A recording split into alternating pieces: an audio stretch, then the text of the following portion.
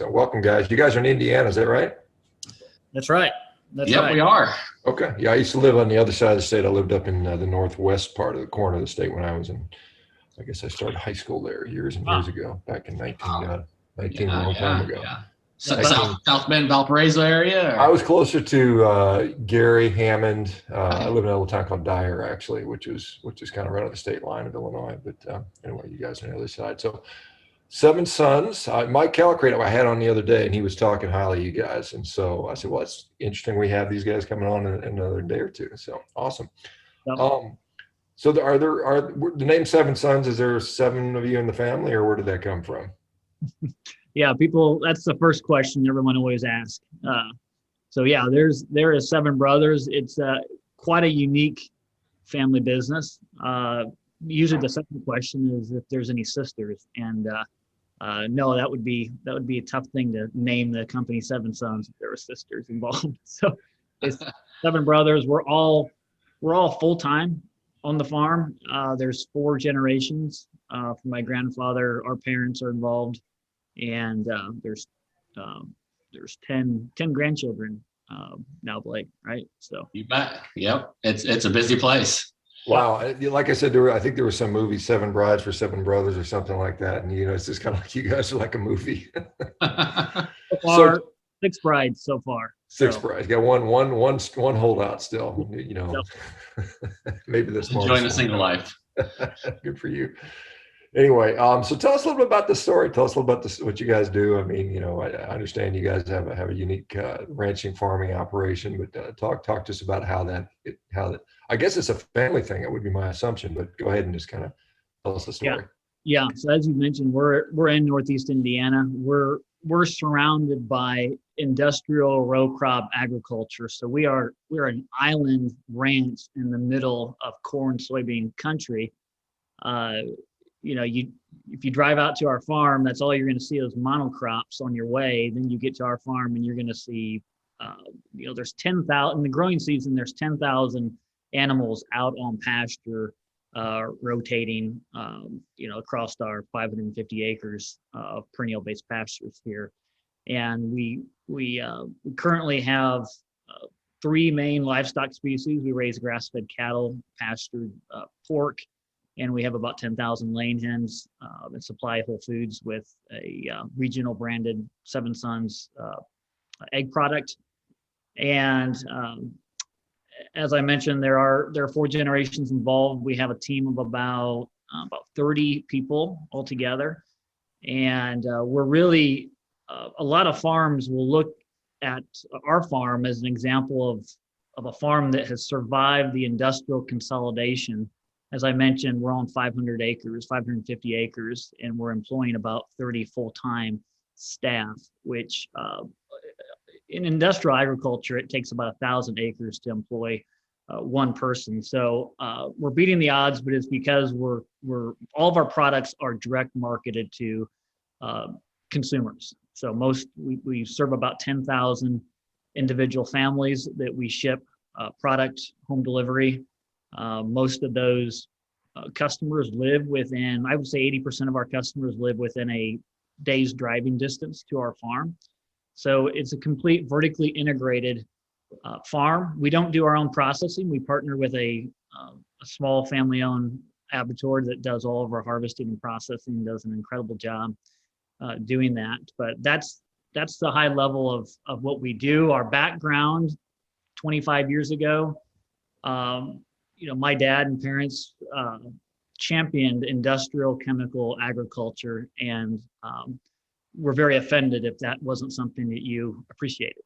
So we've come very full circle.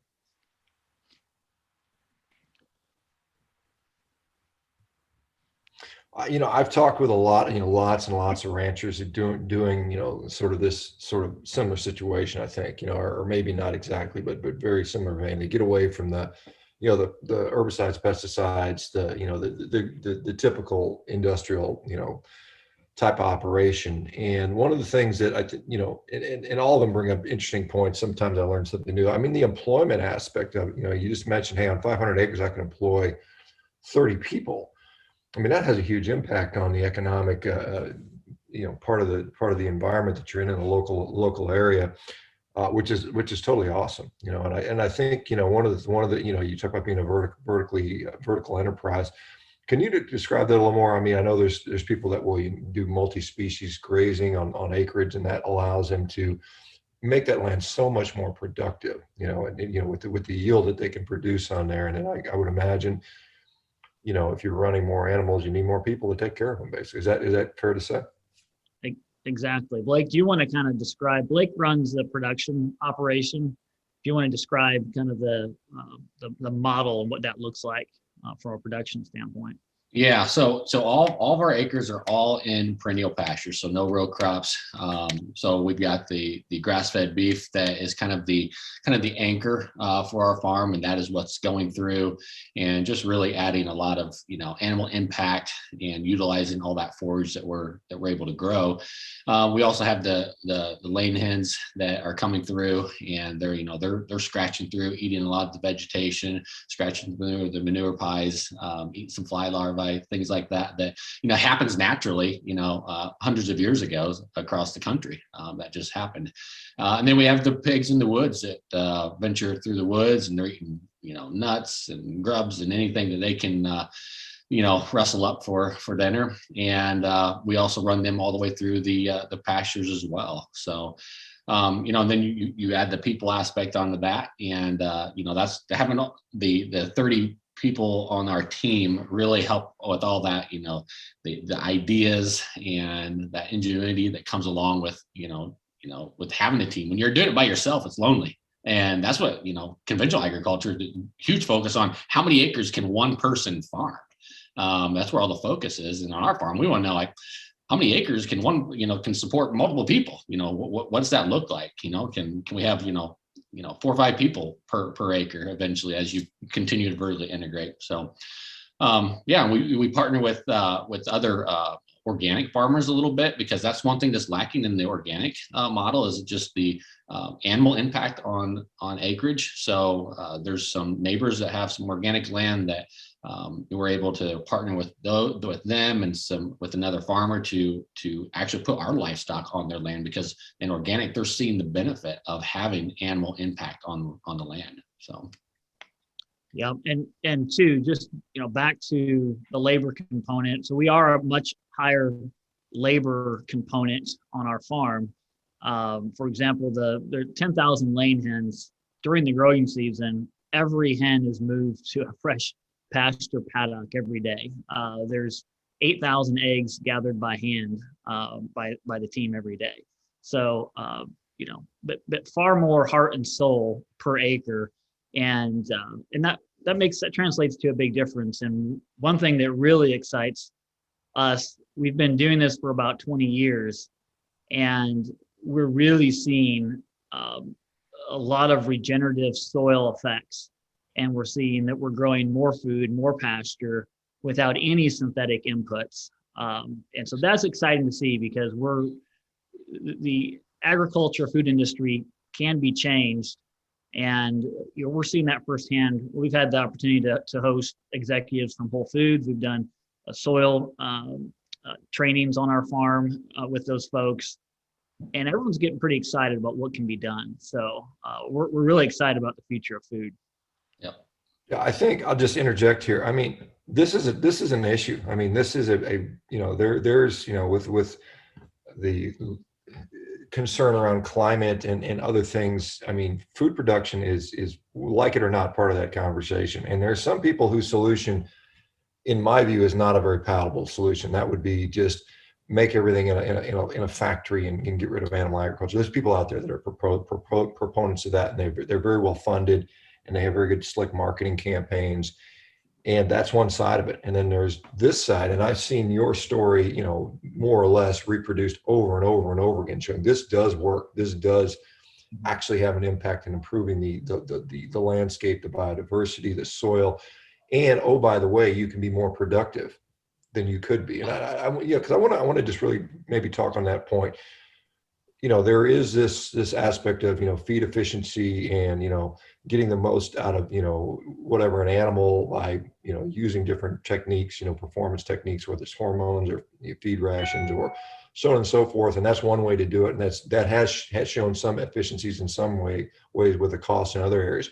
How do you feel that you stack up against, the big company, on, yield per acre, what can you do as far as animal weight gain? Because that's obviously the metrics you're looking at. How many pounds can I put on my cow a day, type of stuff. So how does that work for you guys? Like, I don't know if you want to take that. Yeah, but it's kind of a two-part thing, like how many pounds. People want to talk about production, but a lot of times they don't talk about the impact and also just the cost of that production. So what is it truly costing you to get that gain? What is the effect on the environment? What's the effect on our community?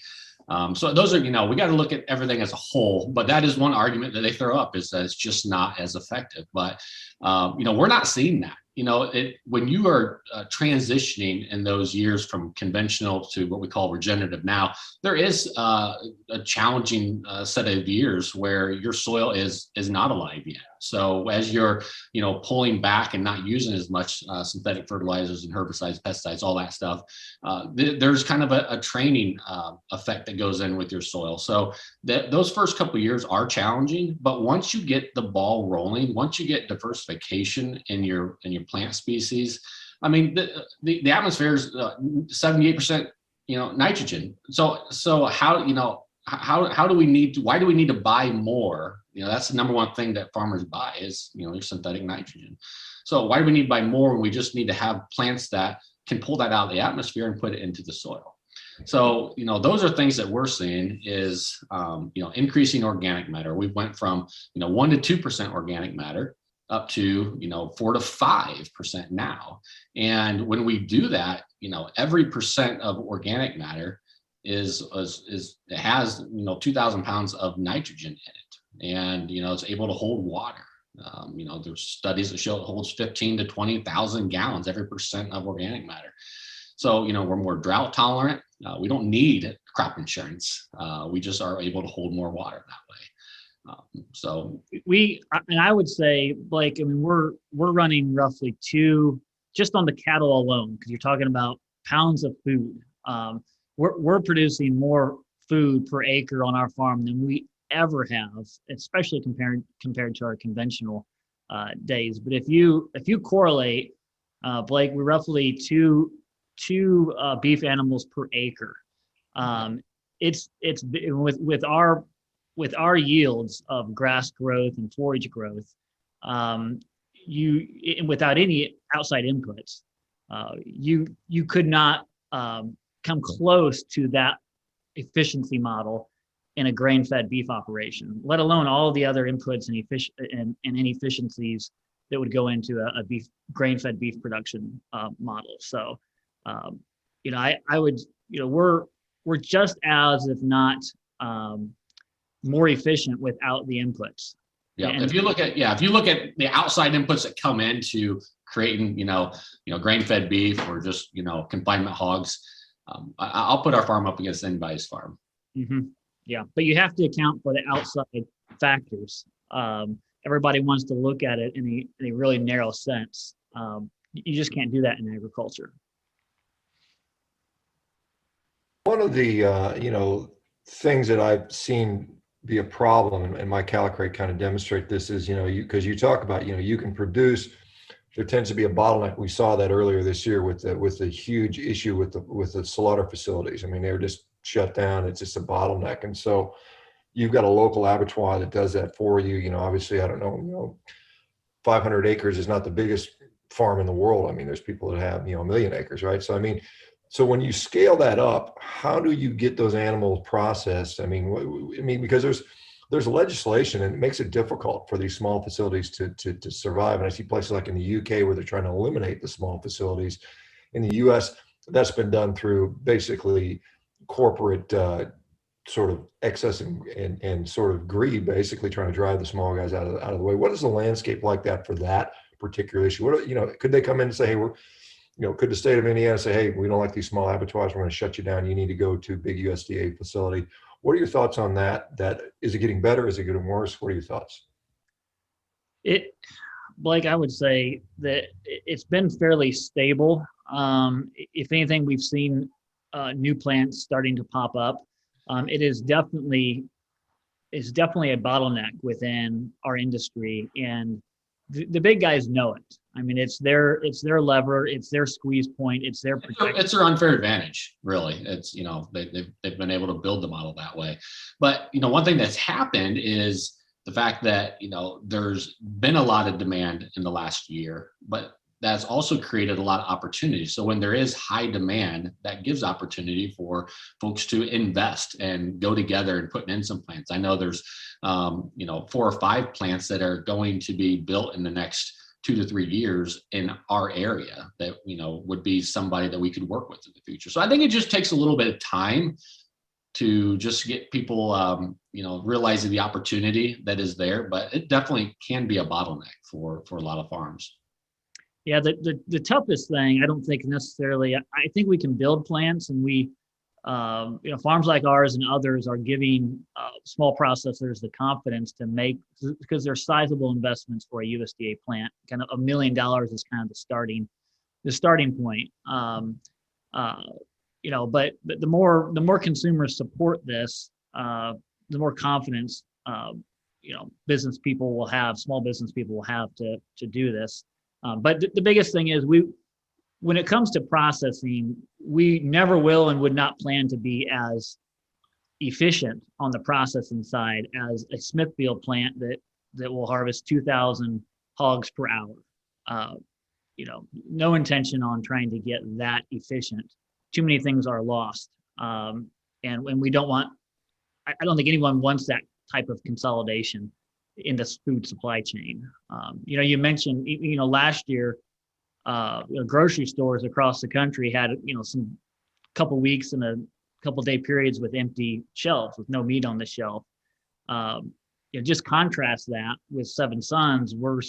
You know, we supply about 10,000 consumers, and we had, Blake, we probably had a 3-month supply of food on hand, between 3 to 5 month supply between, you know, what was on our farm in our warehouse here, and then the inventory on 4 legs out in the pasture. So much more forgiveness in that system. So, but to answer your question, ultimately, there are more plants going in. It is difficult. The industry does try to make it difficult. The regulations are not scale neutral. They're built for large scale plants, and it's definitely a hurdle, but we're making it, and we're seeing progress. You said, you know, you're in the middle of industrial agriculture. You're surrounded by row crops, soybeans and corn, I'm assuming everywhere around you. I don't know if any of those guys actually have animals as well, but I mean, and you know, I see this, you know, there's people that, you know, they sit there and they're like, you know, lamenting the drought or lamenting the fact that their soil is not yielding as much or whatever, you know, and you're right next to them and they're like, hey, we're successful. Look, do they not know? Are they not noticing it? Are you kind of metastasizing? Are you seeing people near you starting to adopt this? I mean, obviously you said there's a 3 to 5 year period where you got to suck it up and it's not good. And I wonder, is there anything, do you think that, you know, let's just say there was a policy that would say we can help you get through those 3 to 5 years. You know, I mean, if state or local government or national government decide to say, hey, let's go this way, how do we get those guys to go from transition from industrial model, you know, depleting the soil to a couple of years to get over that hurdle? Well, on average, like take corn for example. You know, on average, you know, it's not out of line for corn on an average year to be sold for under the cost of production. And so, you know, you're talking about farms that are generally looking at 1 year at a time. Okay, so trying to make that transition and wean themselves off of the chemicals is about, I mean, you talk to different farms, but any less than 3-year transition is pretty tough to not expect some yield drop. And one of the most difficult aspects of this, and this problem is getting worse, is that less farmers own the land that they farm. I mean, Bill Gates is now the largest landowner in the U.S. He's leasing that land. And the problem is most leases are 1 year at a time. So for, I think, any significant change to happen, on a large scale, there has to be more than 1 year commitments, because a farm isn't going to make that 3-year investment when they're already trying to cash flow 1 year at a time. That is something that you don't hear a lot about when it comes to changing our food system and our agriculture system, but that detachment between the caretaker of the land and the owner of the land is creating a very, very difficult transition for any farm that even wants to do this. There's a lot of examples that are providing some hope, though, for especially a row crop farmer.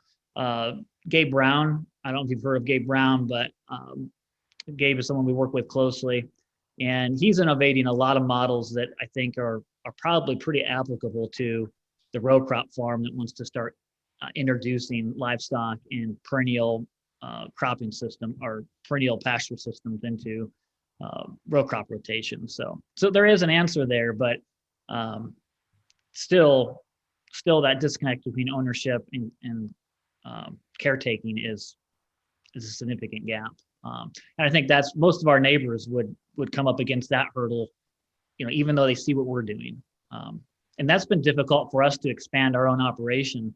Blake can, resonates with this, but when we want to expand our operation, we need to come in and spend on a 100-acre farm. We need to spend tens of thousands of dollars setting up, fencing systems. We have 20 miles of fencing on the 500 acres, water line infrastructure systems.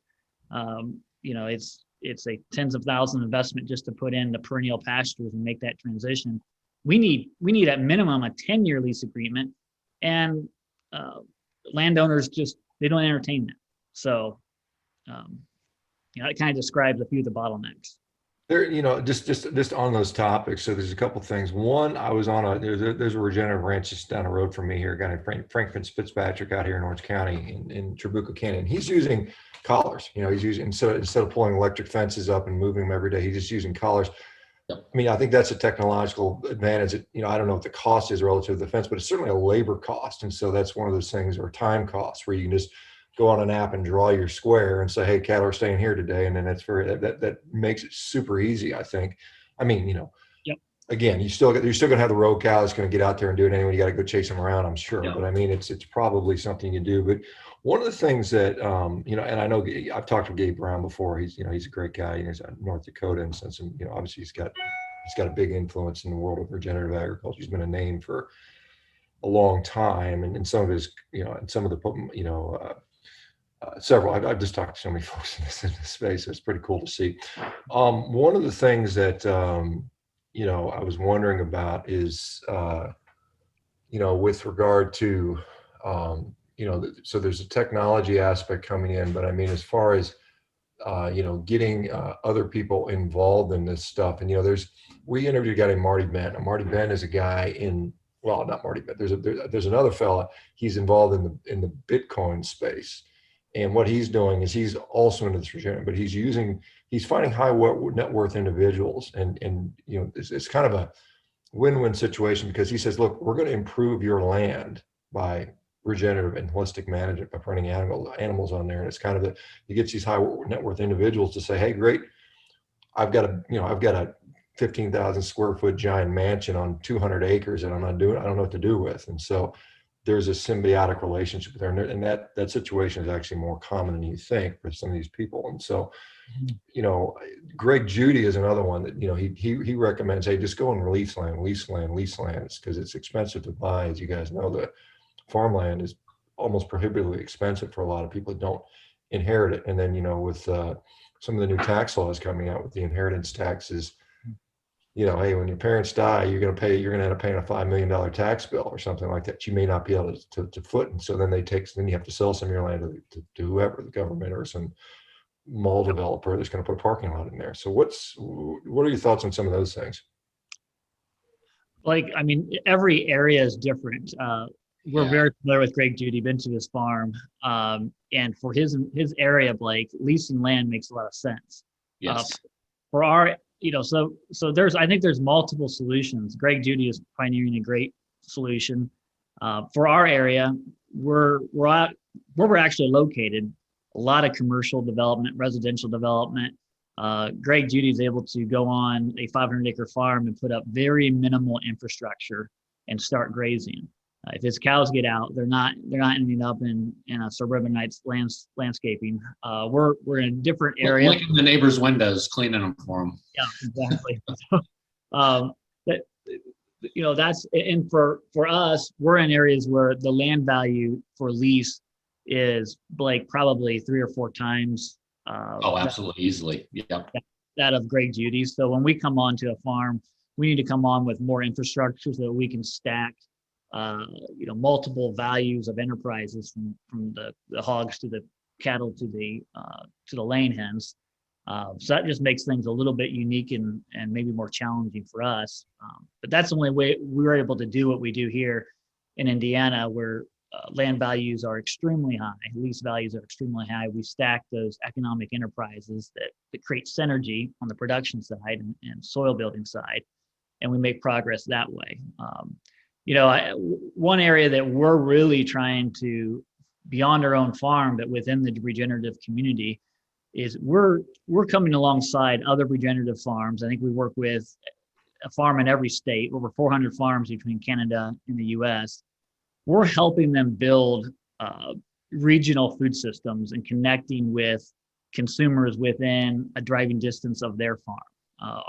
Our long-term vision isn't to necessarily be shipping our products to East and West Coast.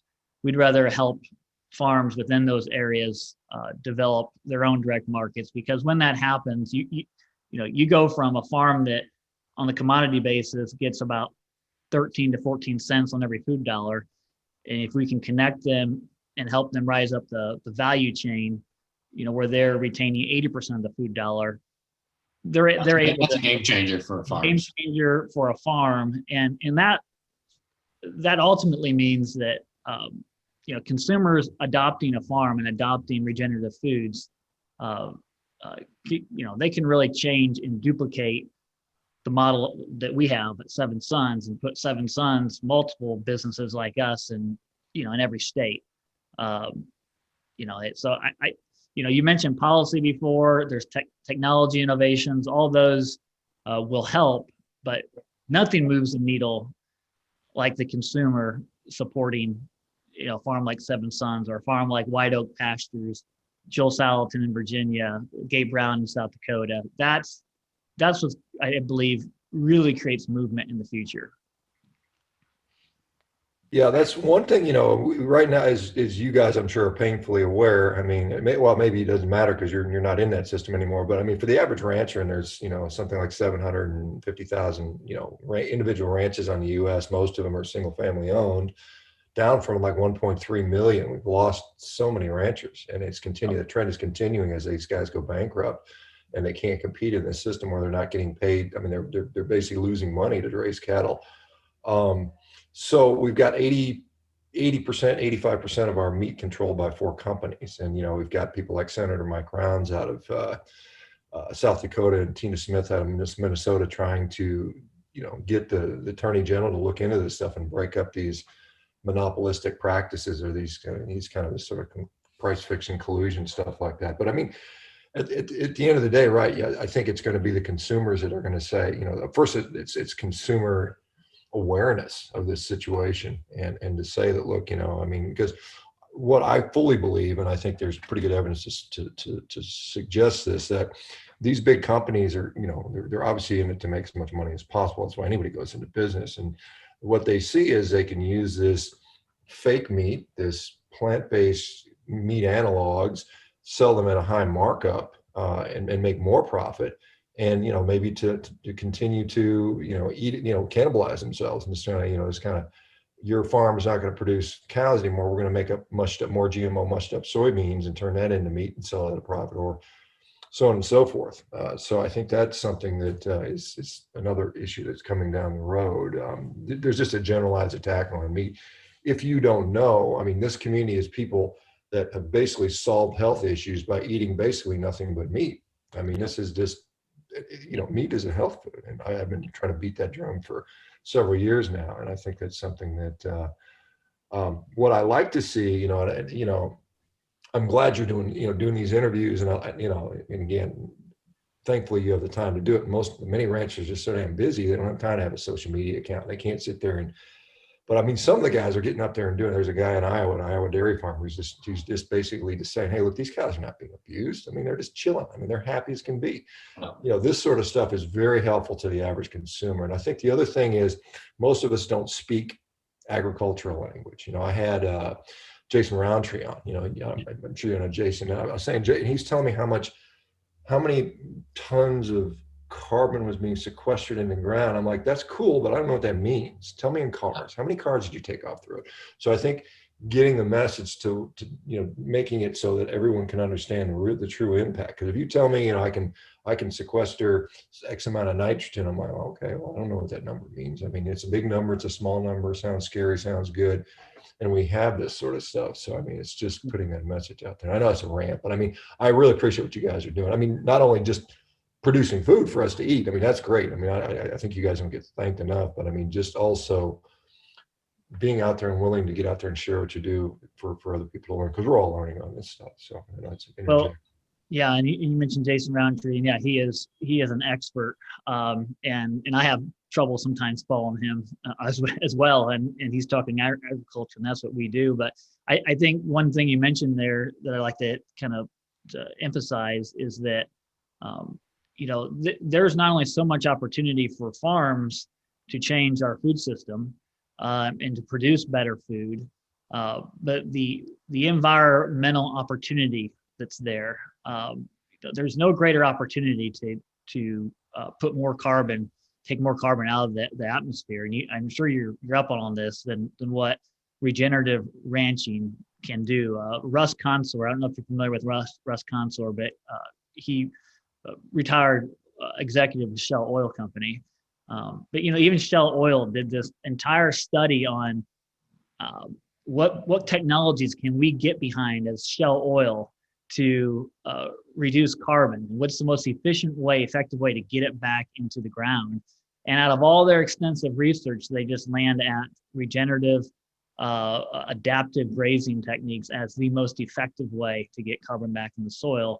And the byproduct of that is going to be more nutrient-dense foods. I mean, all the talk there is about, human nutrition, food nutrition, the fact that there isn't more talk about what's happening in our soils from year to year just blows our minds. And that realization and epiphany is the reason my parents left conventional agriculture and made a transition that was very, very hard and painful. We nearly went bankrupt doing it.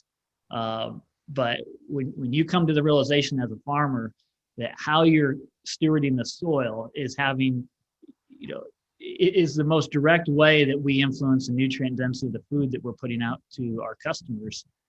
Once you understand that, it just changes your outlook as a farmer, and it's very difficult to continue doing something you no longer believe in, and that that you are part of a problem. And that's the realization we came to, that, as a fact, when we had a CAFO hog operation, about 1,000 acres of row crops, and my parents just got to the point where they realized we are part of the problem. And, part of it is the disconnect. We only came to that realization when one of our family members became very, very ill.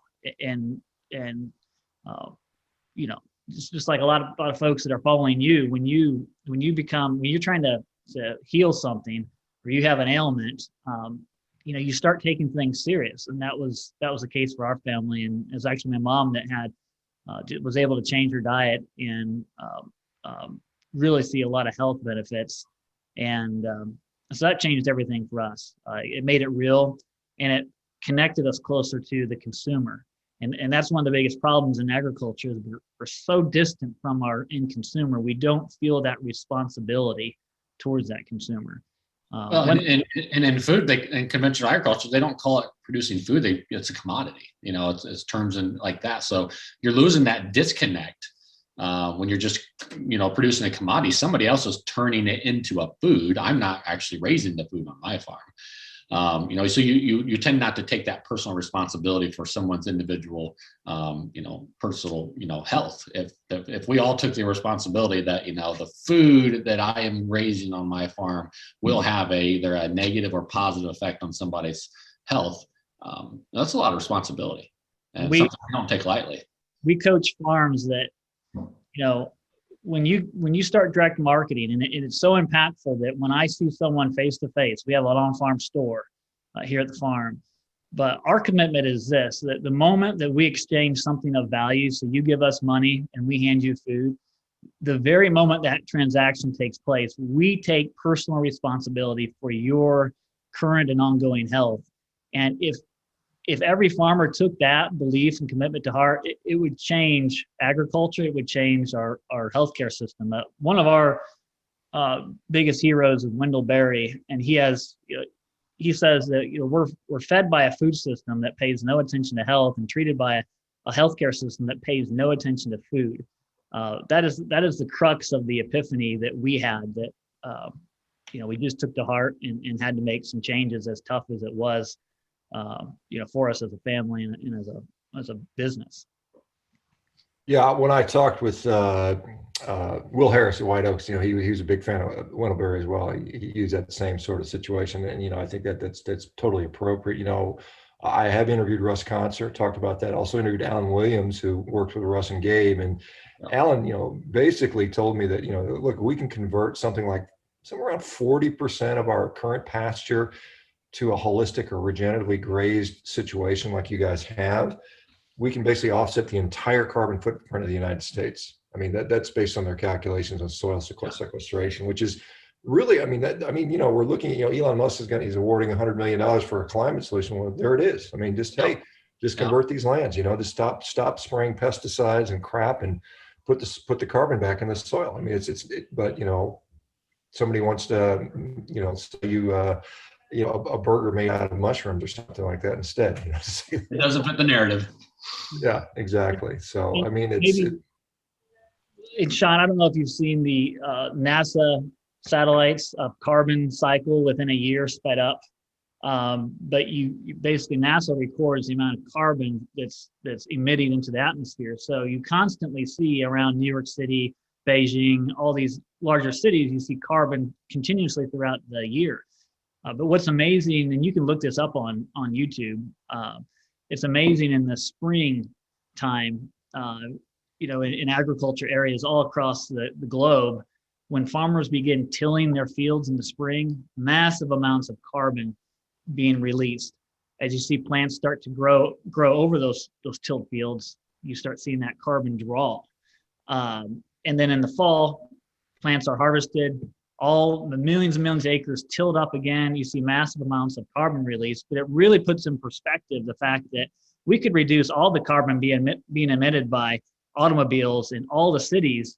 And visually, you can see perspective-wise, the biggest opportunity by far is agriculture, by far. So it might be something, a resource everyone can check out, but it's basically the carbon cycle by NASA in a year on YouTube, but it makes a lot of sense and puts it all in perspective. Yeah, that is great sort of information. And, like I said, it's one of those things is getting that message out there. And that's the hardest thing. Like I said, there's a counter narrative out there, and there's people that, kind of run what we see, the messages we see. And it's tough. I mean, it's a day-to-day struggle, but I mean, it's like I said, I see all this information, and you go look, when you actually take the time to actually investigate stuff, it's nothing like what you're being told, which is kind of a shame. Let me ask you a little bit more about your operation directly. I saw somebody commenting on they missed a lamb shoulder or something like that. It was discontinued. So are you guys running sheep? I got to tell you, I lived in New Zealand. I used to play professional rugby years and years ago in my 20s, and New Zealand has a lot of sheep. It's a great agricultural country. At that time, there were 3 million people and 60 million sheep. And every time I went to dinner, it was always lamb. And I got kind of overdosed on it. But I've recently rediscovered that. In fact, I think my kids will love it, and so we're doing this stuff a lot of lamb lately. But is that so? What do you guys integrate? Is lambs? Are there some animals that don't work together? I mean, is there any sort of how do we do this? And then there's other people asking, because every time I do one of these things, it gets people excited. It gets me excited. I'm like, man, when I retire, I want to just go set up a ranch. And how do I do that? Are there grants that are there federal grants or national grants or state grants that you can say I can start a farm? But talk to me about the different animals, what you guys have, how they work together, how they don't work together, and then how does a person maybe get into this ranching stuff? Like, you want to? Yeah, those are great questions.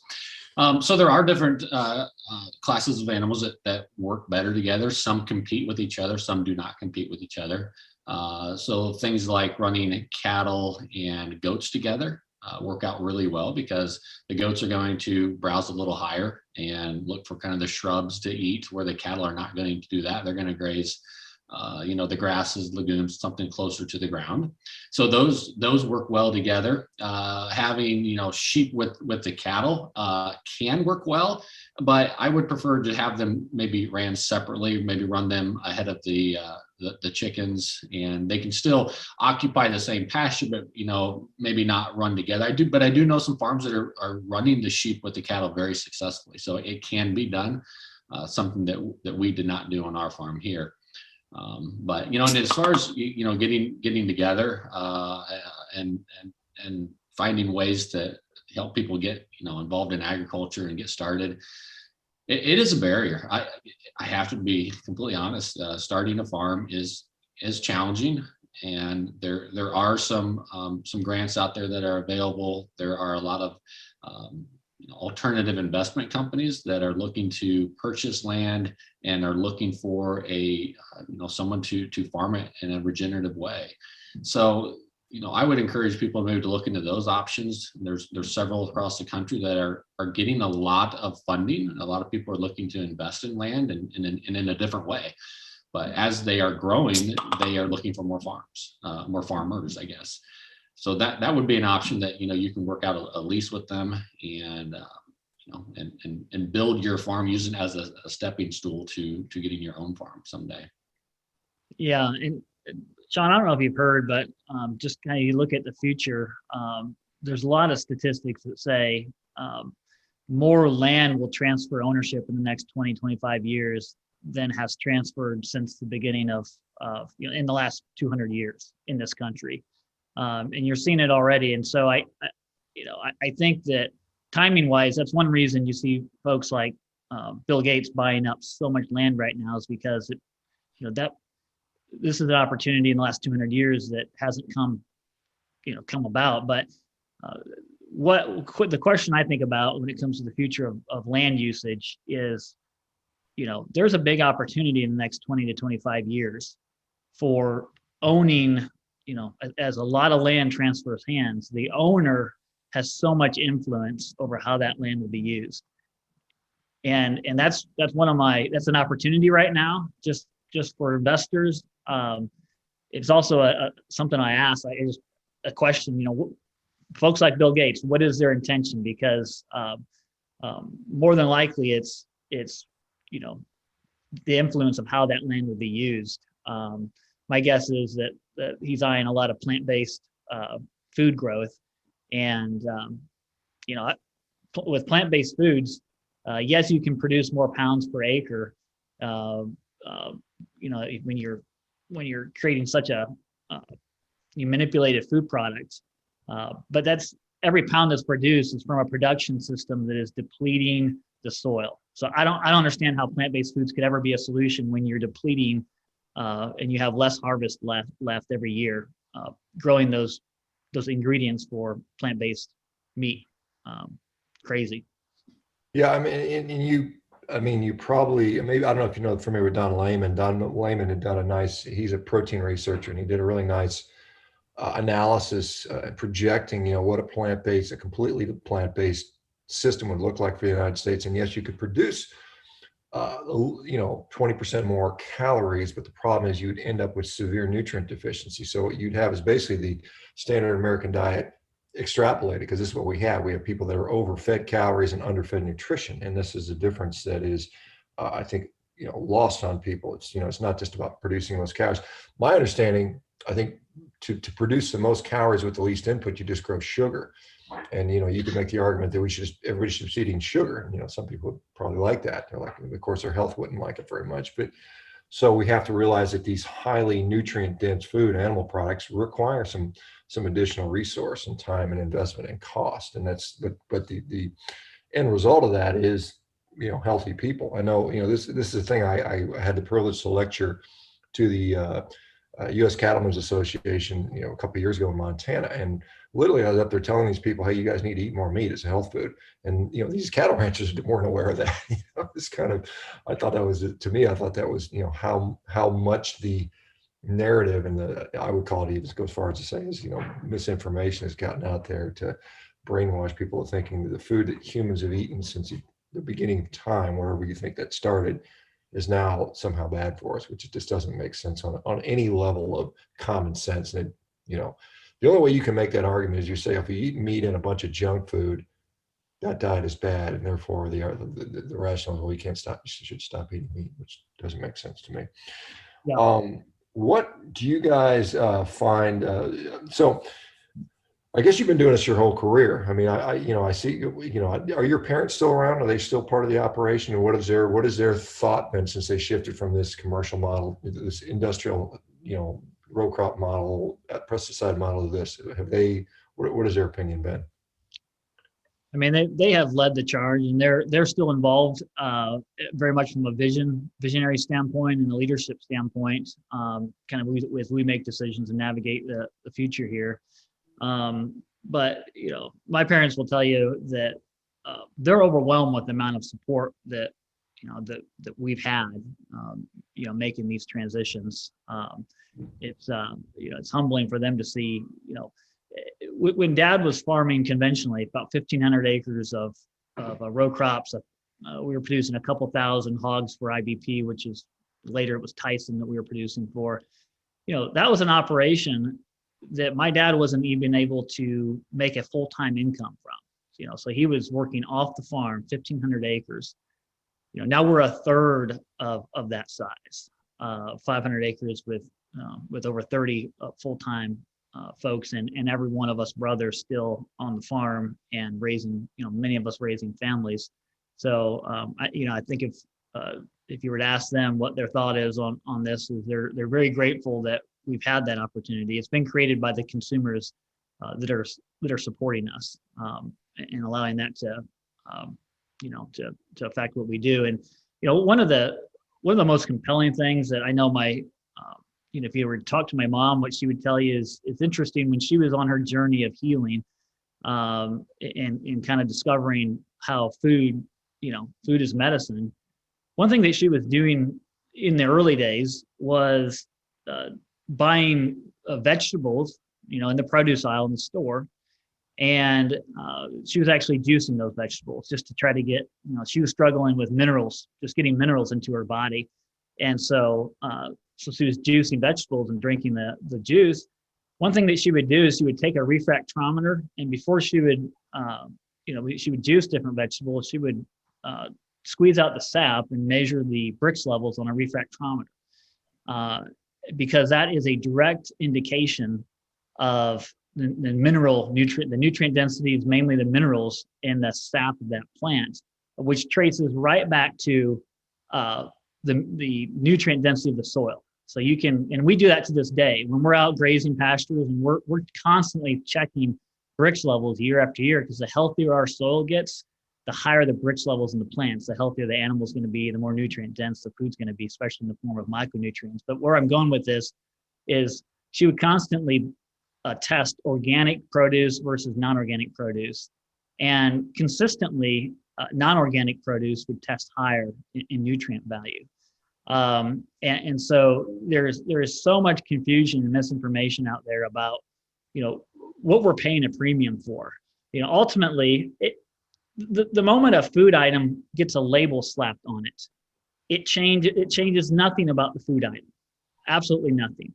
The only thing that's going to change the integrity and the nutrient density of that food item is tie it right back to where that plot of land where that where that product was raised from. And I think that's just something that we remind our customers about, because the labeling is something that paying a premium for organic food is almost like booking a hotel room and having to pay double for a non-smoking room. You're not getting anything. It's all the it's all the do nots. It's labeled for all the do nots. And what we really need is a result-based labeling system where you're paying a premium because it's actually better. It's not because someone stopped doing something. And that's a distinction I think that is important. But it's really hard I feel sorry for consumers that walk into a grocery store, 47,000 items in the average grocery store, all screaming at you saying, pay me a premium for this, that, and the other. And the consumer is left to try to figure that out. The grass-fed beef industry, if you talk to Alan Williams, is struggling with that the most right now. You walk, every grocery store has grass-fed beef, on the shelf. Roughly 78 to 80% of it is all imported from other countries that subsidize, beef production. It's imported by from other countries, mainly by the big four packers. They all have their branded programs in the grass-fed industry. And most of it, the tough part is most of it's all labeled product of USA, even though it's imported. And how is a consumer supposed to make an informed decision? That's just one example of labeling caveats that's impossible for a consumer to decipher. Yeah, and that, as I'm sure you're familiar, there was a country of origin labeling law that was on the books until I think 2014 or 2015 when it was repealed, and that was something that most people would argue. I think most ranchers were happy about, at least U.S. ranchers, and saying, look, this for the consumer that cares. I mean, maybe some people don't care if they eat Mexican beef or Namibian beef or beef from Ethiopia or whatever, where the standards may or may not be as good. My belief is the U.S. has very high quality beef control in general, relative to other countries and those other people. Everybody's proud of their own beef. The Irish are proud of their beef. The New Zealand guys, the Australian guys are all proud of their own beef. But I think U.S. beef is very, very high quality for sure. Let me ask you about, because with the grass finishing program, how long are you keeping those animals on pasture? One of the biggest knocks against grass finished beef is the fat content is just not particularly high for those people that prefer fat. Fat is flavor, fat is nutrition. You need fat in the diet, particularly people like in our situation where we're not eating a lot of carbohydrates and we got to get energy from somewhere. So what's the deal on the finishing protocol for your animals and getting them to appropriate weight and hopefully some degree of marbling? Yeah. So most of the cattle on our farm will be here for about 2 years. So they'll be about 24 months of age. And there is this misconception that once they get over 2 years or 28 months that they're just not going to taste as good and they need to be harvested at 18 months or 20 months. What we're finding is when we allow the animals to develop a little slower, they are going to develop slower on grass, allow them to develop slower, get to the 24 to 26 months of age. We're consistently getting 3/4 of the animals that are raised on our farm, they're grading choice. So it can be done through, getting our pastures, getting higher quality, getting higher bricks in our pastures, getting more sugar, more energy. And then with the genetic selection, there are certain cattle that just will perform well on grass and certain that have been just designed and bred for standing at a feed trough all day long, having the grain brought to them.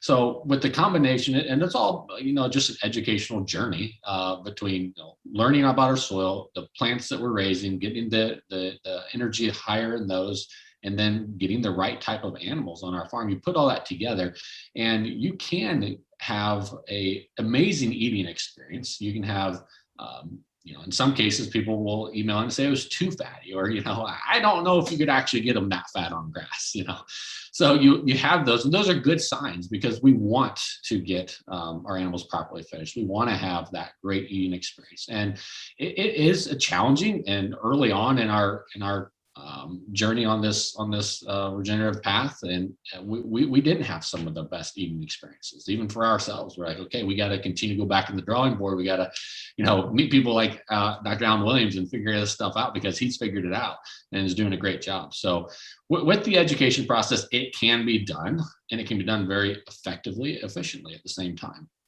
So. Yeah. I mean, I'll echo. I mean, I've had some very older cows. I mean, there's an operation out in Wyoming, RC Carter does Carter Country Meat, and they'll take retired dairy cows and they'll run them on pasture, and they may be 8 or 9 years old. And I've had that, and it's been well marbled. It tastes really nice, and it's a good eating experience. And so, like I said, because as the commercial industry, it's 16, 18 months or something like that, or even less in some cases, and they go to slaughter. And yes, they've gotten them fattened up, but at the same time, we could talk about the cost of what it's doing to the soil and the environment and so on and so forth. And I guess we try not to get hung up on that, because it's so, we're not talking about the same system, Right, so sure. It is, you go to the coffee shop talking, and it's like, oh, how quickly did you get to your animals finished this year, Blake? And it's like, well, I'm proud that it was 24 months. I didn't hit 16 months like you did, maybe. But I mean, the cost of feed, because you're not paying feed costs. I mean, for you to graze them an extra 3 months is probably not that prohibitively costly. If you got an animal that you say, hey, this one's not ready yet, let them run for another several months. Is that absolutely how you guys do it? Yeah. Yep. So. Okay, guys. Well, it's 10 o'clock, and I've got a big old chuck roast cooking right next to me. I'm smelling it the whole time in my kitchen. I'm in a rent house, and I can smell it. I'm getting hungry, and so I'll be there. So tell me where we can find you guys. The social media stuff. How, if somebody wanted to get your meat, I know you said you kind of focus on that probably that Midwest region of the country, but how do people find you? How do they order from you? How do they follow you and learn more about this stuff? If you go to sevensons.net, you can learn about our family and the farm there. First thing I'll invite you to do is we have a virtual farm tour that Blake and I have recorded, so little videos that take you out on pasture. Really, that's the first kind of exploration we'd like you to take if you visit the farm. And we do ship to every state. Well, I don't know if we ship to Alaska and Hawaii, but all 48 states. And so just so happens most of our customers are closer, but we encourage anyone to check us out, and you're always invited to stop by the farm. We have an open door policy on our farm, so stop in, see anything, anytime. Pictures, cameras, videos, all welcome. So sevensons.net is the hub for our business. Awesome, guys. Thank you guys so much. This is wonderful. And I appreciate you opening up to the public, because I think the public needs to be educated. I mean, we're so disconnected, and the only thing we see is this vegan activist nonsense out there that's showing, just nothing that you guys, I mean, and this is the thing, all the farmers I talk to, when they see these vegan activist films, they say, that's disgusting. I'd never do that. And this is 99.9% of the people that are in this industry. So anyway, good for you guys. Thank you, Sean. It's folks like you that are giving us hope and motivation, as well as you look at a lot of misinformation out there. You guys are getting the right stuff out there. So thank you. Yeah. You guys stay in the game. Keep fighting a good fight, man. We need you guys in it too, because we need to eat good. I want my kids to be able to have a good life and have good nutrition. And thank you guys for doing what you're doing. All right, guys. Thanks, everybody. We'll see you guys tomorrow. Take care, everybody. Great. We got Dr. Brett Scher coming on to talk some cardiology stuff. So it should be fun tomorrow, guys. Take care, everybody. See you later. Take care.